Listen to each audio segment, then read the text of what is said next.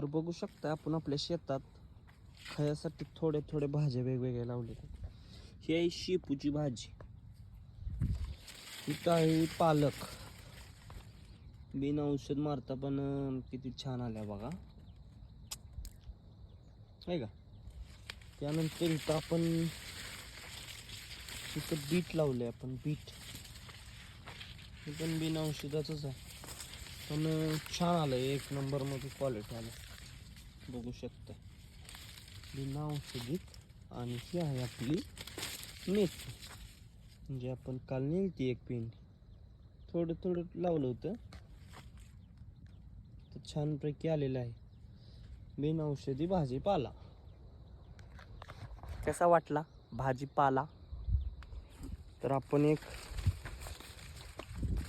आज शेपूची भाजी नेणार आहे, काल आपण मेथीची नेलती, आज थोडा बदल म्हणून शेपूची भाजी.